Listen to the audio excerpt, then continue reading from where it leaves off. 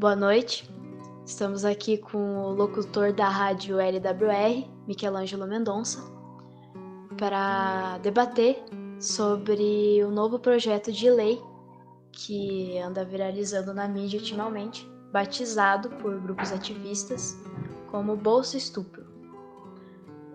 Bom, o aborto pode ocorrer legalmente no Brasil por 3 motivos atualmente, que é quando prejudica a saúde da mãe, quando a vítima é estuprada e quando o feto é anencefalo. O projeto de lei discute se não é mais plausível tirar um desses motivos, que é o estupro, tendo em vista de que o governo pode interferir com um salário mínimo para a criança até ela completar 18 anos, caso os pais não tenham dinheiro para cuidar do bebê. Bom, já dá para ver de início que esse novo projeto tem muitos casos específicos, tem muita coisa para se discutir, para se provar, para que chegue a esse resultado. Qual sua primeira impressão do que eu acabei de dizer agora?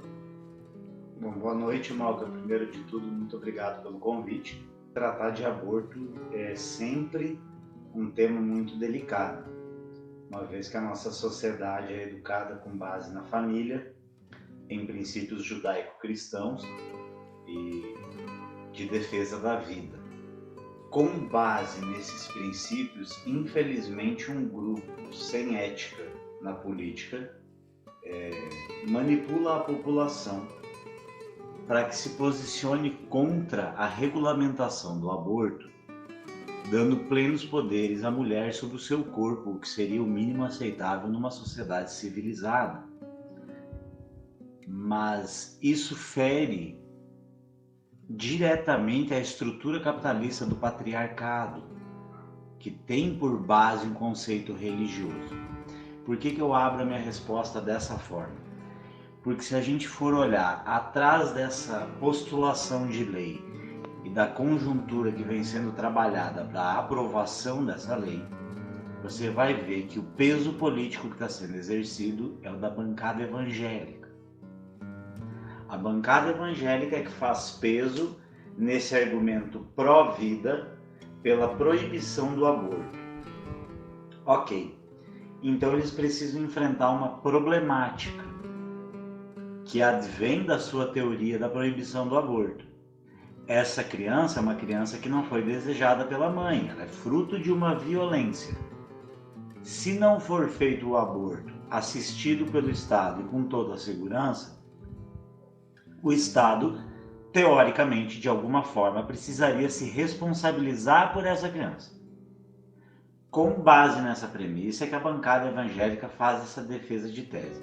Isso vai na contramão de todos os debates mais avançados sobre humanização, sobre controle populacional, sobre demanda do governo per capita por habitante do país. Então isso, na instância menos importante, que é a econômica, vai trazer 18 anos para cada estupro de lesa econômica para a União. Qual seja, nós vamos ter que pagar pelo fruto de um crime que foi o estupro. Crime de estupro que é cometido 100%, se não 100%, 99,99% das vezes por homens. Homens que detêm o poder através do patriarcado, e esse poder que é gerido muitas vezes através da fé e das religiões, agora é usado na política pela bancada evangélica para, mais uma vez, ter manutenção de poder. Bom, nesse novo projeto de lei, eles dão a oportunidade, que no caso já tinha antes, né, pela Constituição Federal, de que a mãe pode optar pela adoção da criança. Claramente, esse novo projeto de lei é fruto de conservadorismo e não de uma análise social da saúde pública, né? Como deveria ser tratado o aborto. Mas passando por essa máscara que eles colocam, falando que sim, ela pode optar por não assumir essa criança, vemos por outro lado, onde além de, se a mãe acabar optando por cuidar dessa criança, esse projeto tem a intenção de obrigar o genitor a cuidar dessa criança. Ou seja, além de você ter que tomar uma decisão de ficar ou não com o filho que você não queria, você também é obrigada a conviver com o seu estuprador e ver o seu filho chamando ele de pai, tendo que conviver com ele pedindo pensão e coisas assim. Na sua opinião, o quão grande é esse furo em que você pode fazer com que, se o pai quiser assumir e a mãe não, ele tem direito legal de ficar com esse filho? Quantos riscos vai trazer para essa criança, tendo em vista o tipo de pessoa que é o pai dela? Bom, Malca, mais uma vez, isso infelizmente provém de uma estrutura, como a gente falou no começo da nossa conversa, patriarcal de governo e exercício do poder. Veja, do ponto de vista psicológico, é um erro grotesco, um erro rude, forçar a mulher a conviver com o bandido, com o criminoso que a violentou. Por criminoso que esse cidadão deveria estar preso, cumprindo pena, pagando pensão, no caso da mãe optar pela criança, sem o menor direito a vê-lo, exceto em caso de acompanhamento psicológico, recuperação sociopolítica, econômica desse cidadão. Então, a partir de uma premissa de recuperação social, você, antes de tudo, precisa perceber, para além do problema que você cria com a obrigação do convívio da vítima com o criminoso, você expõe uma criança, um indefeso, a toda essa pressão. A mãe convivendo com medo, ele exposto a um pai criminoso, tudo isso por força de lei. Lei que está sendo criada por um Estado que deveria proteger a sua população, não colocá-la em risco. Então isso é um contrassenso constitucional, isso vai contra todas as premissas de humanidade na qual a Constituinte do Brasil é pautada. Isso praticamente não legaliza, porque não torna legal na prática, mas alivia a pena e promove benesses ao estuprador, ao criminoso, e força uma prisão domiciliar em vida para a vítima, para as vítimas, porque a criança também é vítima desse crime. E por último, mas não menos importante, eu quero encerrar com o seu primeiro questionamento, que é: a mãe, se optar, pode dar a criança para a adoção. Lembremos que após o nascimento, toda a gestação vai caber a essa mãe, o trabalho psicológico de perceber que sofreu uma violência e que está gerando um ser fruto dessa violência e que não vai ficar com essa criança, vai abrir mão dessa vida. Todo esse impacto e todo esse choque psicológico não parece ser motivo suficiente para a atenção do Estado.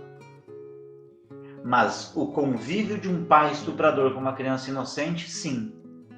E reitero, quem está conduzindo esse debate Brasil afora é a bancada evangélica.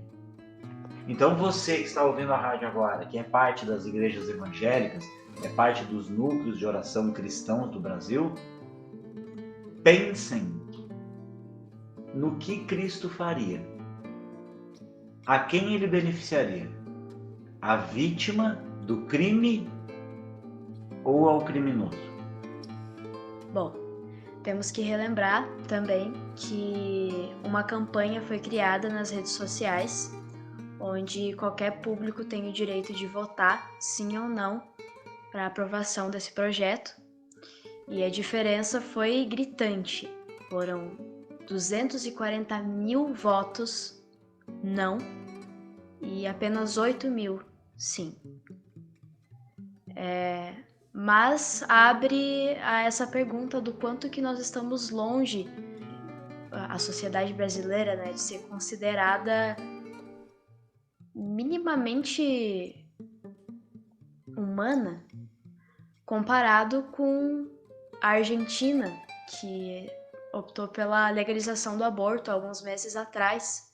O nosso erro é pensar que, por esse tipo de atitude dos outros países, o Brasil também vai pensar um pouco mais sobre suas leis. E foi deveras decepcionante, né? Nós achando que era mais um passo para que a legalização também acontecesse no Brasil, e eles apareceram com uma lei ainda mais limitante. Acho importante comentar sobre isso, o que a justiça está fazendo, como que ela está agindo, comparado ao que a população quer, comparado com o que a população precisa. É preciso compreender que a democracia brasileira é uma democracia muito jovem. A democracia brasileira precisa ser compreendida a partir da sua colonização e da rede de interesses que veio junto com a sua colonização. Daí a nossa diferença para a Argentina e os povos de língua latina, de língua espanhola. Mas para a gente não se aprofundar nessa questão histórica, eu acho que eu posso apresentar para você um outro ponto de vista diferente desse que você me trouxe, de aparente retrocesso da humanização da civilização brasileira. Eu vejo que a gente está atravessando um momento agora em que as forças reacionárias tomaram o poder para impedir uma total descentralização econômica promovida pelas esquerdas na América Latina e com muita força aqui no Brasil nos 16 anos do governo do Partido dos Trabalhadores.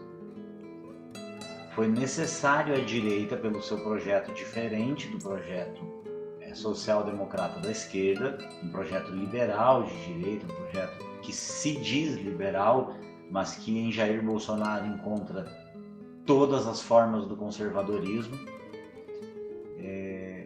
precisou fazer grandes movimentos políticos para estancar o movimento de libertação promovido pelas massas, pelas minorias no Brasil nas últimas 2 décadas. Essa lei, como muitas outras que vêm sendo discutidas Brasil afora, nada mais são do que uma amostra do desespero da direita que percebe, no horizonte histórico da política, uma retomada das forças de esquerda na eleição de 2022 na presidência da República. Pelo movimento histórico, dialética, tese, antítese e síntese, mesmo as forças reacionárias percebem a ascensão da esquerda outra vez, porque nem suas redes de fake news são capazes de deter a opinião de 220 milhões de brasileiros. 100 milhões deles eleitores.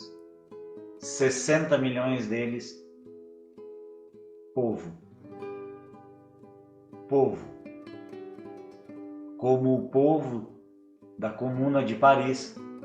Porque na Revolução Francesa, aqueles que defendiam os patrões e a chibata sentavam-se à direita.